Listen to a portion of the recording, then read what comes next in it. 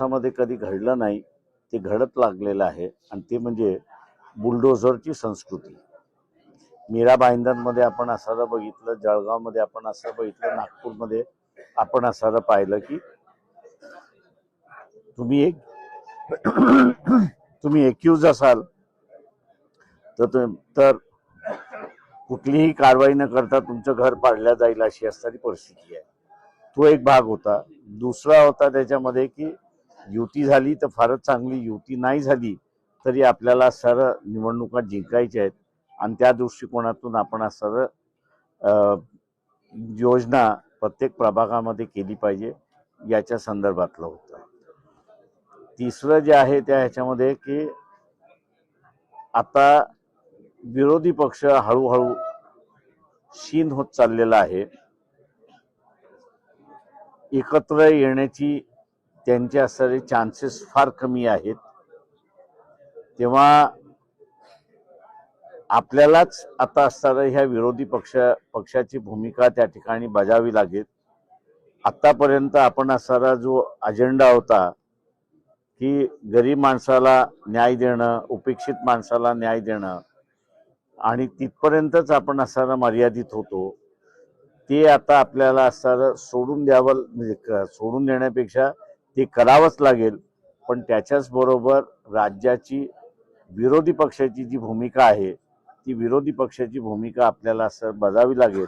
आणि त्याच्यामुळे ज्या विभागांमध्ये आपण जात नव्हतो की यांना आपली काही गरज नाही पण ज्याची गरज आहे त्याला आपण प्राधान्य देत होतो, तसं नाही. तर आता असणारं लोकशाही ही वाचवायची आहे आणि लोकशाही वाचवण्याच्या दृष्टिकोनातून मग आपल्याला प्रत्येक प्रभागामध्ये जाणं गरजेचं आहे. ते आम्ही इन्सिस्ट करत होतो. अशी परिस्थिती आहे. महापालिकेच्या दृष्टीने काय तयारी केली आहे? आम्ही नांदेड महापालिकेच्या दृष्टिकोनातून इंटरव्ह्यू झालेले आहेत. 78 जणांनी इंटरव्ह्यूज दिलेले आहेत. पण त्याच्याच बरोबर आम्ही जसं म्हणालो की इथे असणारा RSS आणि BJPचा प्लॅन आहे की राजकीय पक्ष संपलेच पाहिजेत. तर आम्ही असं समझोता होऊन निवडणुका लढवल्या पाहिजेत हे त्या ठिकाणी पाहतोय.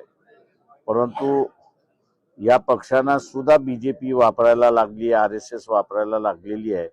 आणि ते म्हणजे की वंचित बहुजन आघाडीचं असणारं अस्तित्वच कमी करण्याच्या दृष्टिकोनातून, मग तुम्ही 2 जागा घ्या, तुम्ही 3 जागा घ्या, तुमचं ही जी ॲटिट्यूड आलेली आहे त्या ॲटिट्यूडमुळे असणारं विरोधी पक्षांबरोबर असणारा समझोता होत नाहीये.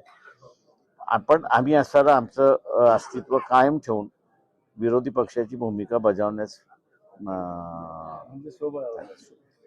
आली पाळी तर स्वबळावरती सुद्धा आहे. निवडणूक आयोगाकडून एक सर्क्युलर काढण्यात आले. पूर्वीला EVM वर ज्यावेळेस नावे येत होती अल्फाबेटनुसार येत होती, आता ती नावे राष्ट्रीय पक्ष आणि राज्य लेवलचा पक्ष आणि नंतर अपक्ष या पद्धतीने येणार. ते लोकसभेच्या महाराष्ट्र शासनाने जी दुरुस्ती केली ती फार चांगलं मी असं म्हणेन की केंद्रातला जो कायदा आहे रिप्रेझेंटेशन पीपल्स ऍक्ट, त्याच्यामधली जी सिस्टम आहे की नॅशनल पार्टीज, त्यांच्या नंतर स्टेट पार्टीज, त्याच्यानंतर अनरजिस्टर्ड पार्टीज आणि त्याच्यानंतर कॅन्डिडेट्स, अपक्ष कॅन्डिडेट, ही जी सिस्टम त्यांनी मान्य केली त्याचं स्वागत करतो. महापालिकेसंदर्भात राज्यातील हे जे महापालिका निवडणुकात वंचितची काय भूमिका असणार आहे काँग्रेस सोबत अथवा त्यांचे जे समविचारी पक्षासोबत जाणार आहे? ते आम्ही असं जे समझोता करतील त्यांच्याबरोबर समझोता करू, जसं नगरपालिकेमध्ये आम्ही केलं होतं. आमचा असणारा जो काही नगरपालिकेमधला परफॉर्मन्स आलेला आहे तो बऱ्याच जणांना आश्चर्य आहे की यांच्याकडे यंत्रणा नसताना सुद्धा यांनी असणारा एवढा परफॉर्मन्स केलाय. त्याच्यामुळे असणारं आम्हाला नगरपालिकेमध्ये समझोता करताना त्रास गेला नाही, एक्सेप्ट काँग्रेसच्या काही ठिकाणी. पण आता आम्हाला असणारं दिसते की महानगरपालिकेमध्ये इतर पक्षांबरोबर समझोता करताना आम्हाला असणारं तिथे अडचणी बऱ्याच दिसतात आहेत. की मी जसं म्हणालो की अस्तित्वच संपवण्याच्या दृष्टिकोनातून आम्ही तुम्हाला 2च देऊ शकतो, 4च देऊ शकतो, 5च देऊ शकतो, इथपर्यंतची असणारी ह्या ज्या पक्षांची भाषा आहे तीच जर 30 तारखेपर्यंत कायम राहिली तर मग आम्हाला असताना आमच्या जोरावरती आणि बळावरती जेवढे मॅक्सिमम कॅन्डिडेट्स उतरवता येतील महानगरपालिकेमध्ये तेवढे आम्ही उतरवणार. मागच्या वेळेस कारण पाहता आता काँग्रेसवर आपला विश्वास राहिलाय का? माझं म्हणणं असं आहे की प्रत्येक पक्ष जो आहे हा स्वतः कसा वाढेल कसा मोठा होईल ह्याचकडे बघत असतो. त्याच्यामुळे असताना अविश्वास गैरविश्वास असा नसतो. तुम्ही तुमची स्ट्रॅटेजी खेळायची असते. ते आता त्यांनी ठरवायचं आहे ना. माझं म्हणणं असं आहे काँग्रेसवाल्यांनी ठरवायचं आहे की त्यांचं अस्तित्व कायम ठेवायचं आहे का आणि जे काही पुढचं परिस्थिती आहे त्या परिस्थितीला तोंड द्यायचं असेल तर एकत्र येणं गरजेचं आहे असं आम्ही त्या ठिकाणी मानतोय आणि ते आम्ही कन्व्हिन्स करण्याचा प्रयत्न करतोय काँग्रेसला. स्वबळावर लढणार तर काय आत्मविश्वास वाटतो? किती जागा आहे? असे आमचा जो अंदाज आहे या ठिकाणी मिनिमम 4 तरी आम्ही घेऊ.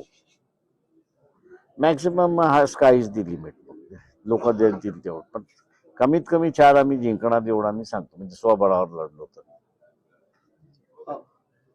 मंत्री कोकाटे या संदर्भात कोर्टानं दिलेला जो निर्णय आहे तो निर्णयाचं कसं पाहता? 2 निर्णय आहेत. एक हायकोर्टाचा निर्णय आहे की त्यांना दोषी मानतात आणि म्हणून सस्पेंड करत नाही आणि सुप्रीम कोर्ट तथ्य नाही म्हणून असताना त्यांची शिक्षा सस्पेंड करतात. असे त्याच्यामुळे 2 वेगवेगळे व्ह्यूज आलेले आहेत अशी परिस्थिती आहे. देशामध्ये RSS प्रणित सरकार राज्य करते. इकडे शेख हसीना यांना इथं आश्रय देण्यात आलेला आहे. तर दुसरीकडे RSS कडूनच या ठिकाणी दिल्ली आणि कलकत्त्यासारख्या ठिकाणी आंदोलन केले जातात. कसं पाहताय? ते नेमकं RSS ला काय करायचं आहे हे जोपर्यंत ते खुलासा करत नाही.